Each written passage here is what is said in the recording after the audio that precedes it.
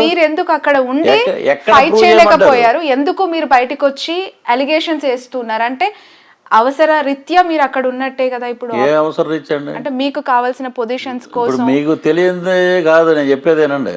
నేను జాయిన్ అయిన 3వ నెలలోనే రాజీనామా చేసి లెటర్ ఇచ్చేసాను. నాకు తెలుసా మీకు? ఇది ఎవరికైనా తెలుసా? ఎవడైనా న్యూస్ వాళ్ళకి తెలుసా? అవి ఎందుకు నా మీద ఒక అమ్మాయి ఎలిగేషన్ ఇస్తుంటే అదేం మాట్లాడుతుంది దాని గురించి అడిగారా మీరు? ఇప్పుడు ఇంత సిన్సియర్గా మీరు ఏదో పొజిషన్ల గురించి అడుగుతున్నాం అంటే ఎందుకు ప్రూవ్ చేసుకోలేదు అక్కడ? మీరు అడగగలిగారా అన్న? నేను ఒక లీడర్ మిమ్మల్ని తప్పు జరిగిందా ఒప్పు జరిగిందా అని కనుక్కోలేదని బాధపడుతున్నారు. మీ బాధ వెనక నిజ నిర్ధారణ అక్కడ ఉండే ఎందుకు ప్రూవ్ చేసుకోలేకపోయారు? ప్రూవ్ చేస్తారు? ఇక్కడ ఎవరు ఉన్నాడండి అక్కడ ప్రూవ్ చేయడానికి? నా వెనకాల కొండంత అన్న ఉండాలి, లేకపోతే రెడ్డి క్యాస్ట్ అన్న ఉండాలి. అంతే. లేదు నాకు.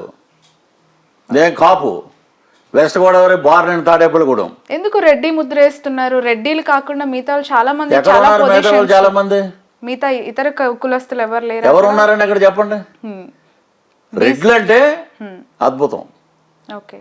ఇప్పుడు మీకు ఎస్విబిసి గురించి అసలు మీకు తెలియదు.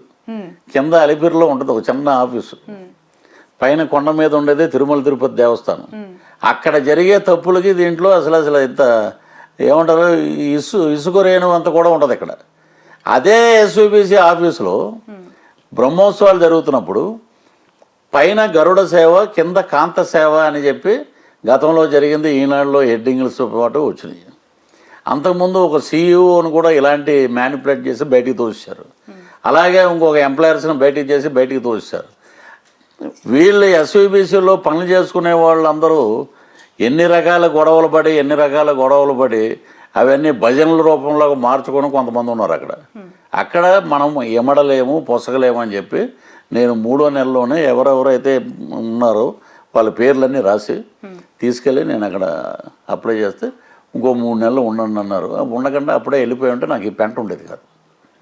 అనిపించిందా ఎప్పుడైనా బాధపడిన సందర్భం? నేను బాధపడలేదండి. నేను ఒకటే హ్యాపీగా ఫీల్ అవుతాను. నేను 4 నెలలు వెంకటేశ్వర స్వామి ఎదురుగుండా కూర్చున్నాను. ఇదే స్వామి నేను ఇక్కడ కూర్చున్నాను రోజు. అది ప్రపంచంలో ఎంత పెద్ద కోటేశ్వరుడు కూడా దక్కదు. అది అంత గంటల కూర్చుని అదృష్టం ఎక్కడ ఉంటుందండి అది? సరే అని చెప్పి నేను బయటకు వచ్చాము. అక్కడ ఉన్న ప్రధాన పూజారులు కూడా చెప్పారు, స్వామి లీలలో అద్భుతం, ఆయన దగ్గర ఉండటమే నీ అదృష్టం. ఇక్కడ ఉండి నువ్వు ఇలాగ ఉండుంటే ఒకవేళ నిన్ను చంపేవారేమో. ఇక్కడ తప్పు జరుగుతుందండి అని చెప్పకూడదు మనం.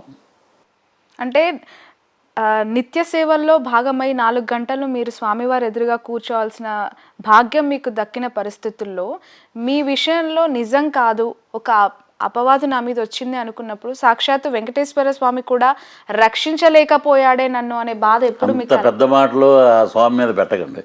ఇంకా దరిద్రులు చాలా మంది ఉన్నారు. మీకు ఫీల్ అయ్యారా? నేనేం అలా ఫీల్ అవ్వలేదండి. స్వామిలలో అని కొన్ని రోజులు స్వామి దూరం పెడతాడు ఎవరినైనా, అంతే. ఎంత దగ్గరికి వచ్చినా కూడా పెద్ద వాళ్ళని దూరం పెట్టారన్నారు. వరలక్ష్మి వ్రతం రోజున హిందూపూర్ ఎంపీ ఏం చేశాడండి? దాని గురించి ఎవరైనా మాట్లాడారా? ఆయన గోరంట్ల మాధవ ఎవరు? అంబటి రాంబాబు గురించి ఎవరైనా మాట్లాడా? అవంతి శ్రీనివాస్ గురించి మాట్లాడారా? లేదు. పృథ్వీరాజ్ గురించి ఎందుకు మాట్లాడారు? నేను కోర్టులు అడిగా. ఎవరు మీకు శత్రువు? మా పార్టీలో ఉన్న వాళ్ళే మాకు శత్రువులు. నా ఎదుగుదల చూసి ఏడిచేవాడే శత్రువు. నా వెనకాల ఉన్నప్పుడు ఎస్విబిసి అని చెప్పి నేను ఎక్కడి నుంచో ఎయిర్పోర్ట్ నుంచి ఇంటికి రాగానే ఒక 20-30 మంది ఇంటి దగ్గర వెయిటింగు. అన్నా రాత్రి కల్లోకి వస్తే నువ్వే వెంకటేశ్వరంలా కనపడ్డావన్నా, అసలు నిన్ను చూడలేవన్నా. ఇంకొక ఆమె అయితే అన్నయ్య నువ్వు అసలు నిజంగా రామారావు గారి తర్వాత నువ్వే నాకు అన్నయ్యలా కనపడ్డావు అని చెప్పేసి మళ్ళీ చైర్మన్ గారి దగ్గర ఆయన మొత్తం పేరంతా ఆయనకి వెళ్ళిపోతుందండి అని చెప్పి అక్కడ చెప్పిన వాళ్ళు చాలామంది ఉన్నారు. పేర్లు చెప్పొచ్చు. పేర్లు ఎందుకు చెప్తానండి? ఎదవల గురించి మనం పేర్లు కూడా చెప్పాలా? చెప్పండి. రైట్. పృథ్వీ గారు దాదాపు 110 సినిమాల వరకు సినిమాలో చేశారు. సీనియర్ మోస్ట్ ఆర్టిస్ట్ పృథ్వీ గారు అంటే 30 ఇయర్స్ అంటే పృథ్వీ గారు లాగా ఒక ముద్ర ఉంది మీ పైన. మీరు జర్నీ స్టార్ట్ చేసినప్పుడు ఆ సినిమా అవకాశాల కోసం తిరుగుతూ ఉన్న పరిస్థితుల్ని ఒక్కసారి గుర్తు చేసుకుంటే ఎలా జరిగింది సినిమా ఇండస్ట్రీలో మీ ట్రావెలింగ్ ఎవ్రీథింగ్? ఇదే రోడ్లో అప్పుడు ఎంత ఉండే కదండి, అక్కడక్కడ చిన్న బళ్ళు ఉండే. ఇక్కడ రోడ్డు మీదకి వచ్చి బైక్ పక్కన పెట్టి టిఫిన్ చేసి ఆఫీసుల చుట్టూ తిరగటం, దాంట్లో ఒక బ్రష్ అది పెట్టుకుని తలదూకోవటం, వెళ్ళటం, కనపడటం, రావటం. అదే ఎవరు చేసే పని అదే. ఆర్టిస్ట్ అన్నాక వెళ్ళి అందరినీ కలవాలి. నాకేంటంటే కొంచెం వెసులుబాటు అంటే మా ప్రభాకర్ రెడ్డి గారు ఉండేవారు. ఆయన నాకు గాడ్ ఫాదర్ లాగా. ఆయన ఇంట్రడ్యూస్ చేశారు నన్ను. చెన్నైలో ఉంటే నేను జాబ్ చేసుకున్నాను, తీసుకొచ్చి ఇంట్రడ్యూస్ చేశారు. ఆయన చనిపోయాక నాకు అగమ్య గోచరం అయిపోయింది మొత్తం.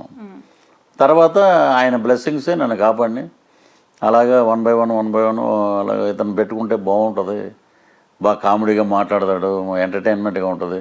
ఒక సీను 10 సీన్లు 20 సీన్లు అలాగా ఇండస్ట్రీ ఆదుకుందండి. కళామ తల్లి అనుకుంటే అందరినీ చేయి పెట్టుకుని నడిపిస్తుంది, అందరు నటీనటుల్ని. నన్ను మటుకు సంఖలోకి ఎత్తుకుందండి.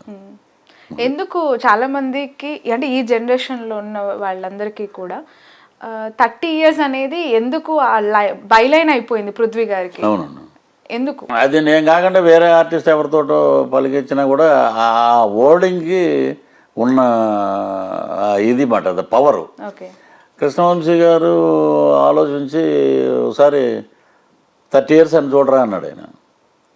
30 years ఎక్కడ అని అనగానే గుళ్ళమని నవ్వారు లైట్ బాయ్స్. సో ఇదేదో బాగుంది, ఎంప్రూవ్ చేసి ఆయన ప్రతి దాంట్లో 30 years అంటే థియేటర్లో ఖడ్గం రిలీజ్ అయ్యాక నేను థియేటర్కి వెళ్ళి చూస్తే 2003. ఒక పక్క శ్రీకాంత్, ప్రకాష్ రాజ్ గారు వీళ్ళందరూ ఉంటే గోళగోళ, నేను వచ్చి 30 years అనగానే థియేటర్ గుళ్ళమని నవ్వుతాను అనమాట. అప్పుడు నాకు 2-wheeler ఉండేది. బయటకు వస్తే దగ్గర ఒక 500 మంది. ఏం చేసినామన్నా, మస్తు చేసామన్నా, ఏం చెప్పినామన్నా డైలాగ్. నేను ఎక్కడ చెప్పాను రా, నేను ఓ 30 years అన్నాను, దానికే మీరు ఇంత ఇది అవుతున్నారంటే అది అలాగే నాకు ఒక ATM కార్డు. తర్వాత శ్రీ ఆంజనేయంలో మాంత్రికుడు, విలన్గా కూడా ఇతను పనికొస్తాడు, అదొక ATM కార్డు. కృష్ణవంశీ గారు నన్ను అలా ఆదుకున్నాడు. తర్వాత ఇండస్ట్రీలో పెద్దలు చాలామంది నన్ను మంచి పొజిషన్లో పెట్టారు. శ్రీధర్ చెప్పాన నాకు ఇండస్ట్రీ ఇచ్చిన తమ్ముడు, రైటర్, ఇప్పుడు డైరెక్టర్ అయ్యాడు. అతని వల్ల నేను అన్ని సినిమాలు, ఇప్పుడు ఇంకో 2-3 సినిమాలు రాస్తున్నాడు అతను. లౌక్యం మా ఇద్దరు కాంబినేషన్లో పెద్ద బ్లాక్ బస్టర్ హిట్. అలా సాగుతుంది జర్నం. సినిమా ఇండస్ట్రీలో మీకు మీరు గురువుగా భావించే వాళ్ళు వ్యక్తులు ఎవరు అంటే ఏం చెప్తారు? మా ప్రభాకర్ రెడ్డి గారు అండి, ఆయన నో మోర్. మా గురువు వెళ్ళిపోయాడు, మా గురువు లేడు. ఆదర్శం, కష్టం, వీటికన్నిటికీ నేను చిరంజీవి గారు ఆదర్శం. ఏకలవ్య శిష్యుడు నేను ఆయనకి. ఎందుకంటే ఎవరైనా సరే వెస్ట్ గోదావరి నుంచి బయలుదేరి రైలు ఎక్కి పెట్టి పట్టుకుని హైదరాబాద్ వచ్చారంటే చిరంజీవి గారు. ఇప్పటికి ఇంకో జనరేషన్ వచ్చినా కూడా అదే మాట అంటారు. ఎందుకంటే మొన్న ఈ మధ్య నేను బోలాశంకర్ సెట్లో షూటింగ్ జరుగుతుంటే నేను వెళ్ళి కూర్చుంటే ఆయన గ్యాంగ్ లీడర్లో చిరంజీవి గారిలో ఉన్నాడు. ఎక్కడ తగ్గలేదు, అలాగే ఉన్నాడు ఆయన. ఆ డైలాగ్ కానీ ఆ డ్యాన్స్ కానీ చూసి ఆయన క్రమశిక్షణ, ఆయన హార్డ్ వర్క్, ఆయన సిస్టమేటిక్గా ఉండటం, ఎక్కడ ఎవరితోటి కాంట్రవర్సీలు ఉండవు, 10 మంది బాగుండాలని కోరుకునే వ్యక్తి మెగాస్టార్.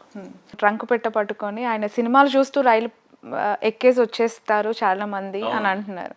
అలా ఎక్కొచ్చిన వాళ్ళు రియల్గా ఆయనను చూసిన తర్వాత ఒక్కసారిగా ఏమనిపిస్తూ ఉంటుంది? ఒక హీరో అనే వ్యక్తిని మనం రియల్ 2 షేడ్స్లో చూసినప్పుడు వాట్ వాస్ దోర్ డిఫరెన్సియేషన్ ఏం చెప్తారు?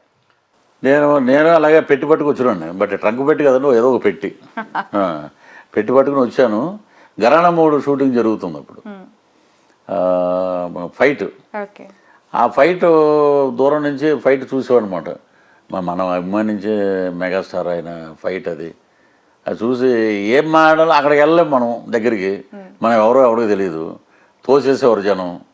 అలాంటి వ్యక్తితోటి ఇంటికి వెళ్ళి ఆయన నా బర్త్డేకి ఆయన బ్లెస్సింగ్స్ ఇచ్చి ఆయన గట్టి కౌలించుకున్నప్పుడు కూడా ఆయనతోటి ఇదే మాట చెప్పాను. ఆయన మెట్ల నుంచి దిగి వస్తుంటే మామూలుగా వైట్ ప్యాంటు వైట్ షర్ట్లో వస్తున్నారు. ఇంత మెగాస్టార్ ఎంత సింపుల్గా ఉన్నాడు ఏంటి ఆయన, నిజంగా హ్యాట్స్ ఆఫ్ అండి ఆయనకి. ఆ ఇది ఇంకెవరికి రాదు అది. అన్ని సంవత్సరాల క్రితం చూసిన మెగాస్టార్కి ఇప్పుడు భోలా శంకర్లో రీసెంట్గా చూశానని చెప్పిన, ఎక్కడైనా వ్యత్యాసాలు కనిపించాయా? ఏజ్ రీత్యా అవ్వచ్చు, అనుభవం రీత్యా అవ్వచ్చు, మాట తీరు, హావభావాలు, ఇవన్నీ రూపంలో మీరు చూసినప్పుడు? ఏమి లేవండి, మామూలుగా ఒక సినిమా చేసిన హీరోకే 100 రకాలు మీరు చెప్పినట్టు అన్నీ వస్తాయి. ఒక సినిమా చేసాడు అనుకోండి, అదేదో ప్రేక్షకులు పాపం ఏదో ట్రాన్స్లో ఉండే సినిమా హిట్ అయిపోయింది అనుకోండి, వాడు నెక్స్ట్ ఏంటంటే నెక్స్ట్ ఈ రేంజ్లో ఉంటాడు కూర్చుని. ఏమన్నా పృథ్వీ గారు వచ్చారండి అంటే ఒక 5 నిమిషాలు వేరే మాట్లాడుతున్నా అని చెప్పి అంటాడు. ఇలా చాలామందిని చూస్తున్నాం మేము, ఉన్నారంటారు, చాలామంది ఉన్నారు.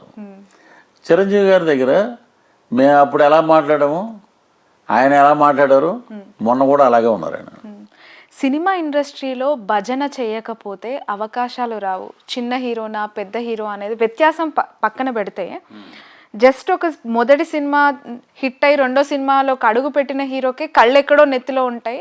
సీనియర్ ఆర్టిస్టులు అయినా సరే వాళ్ళకి భజన చేయాల్సిందే అనేది చాలా చాలా వినిపిస్తూ ఉంటుంది ఆ టాక్ అనేది. ఇప్పుడు అలా లేదండి. ఇప్పుడు ఆడ కళ్ళు నెత్తి మీదకి ఎక్కితే మేము వెళ్ళిపోయి భజన చేసి అయ్యా మాకు సినిమా ఇవ్వండి అది.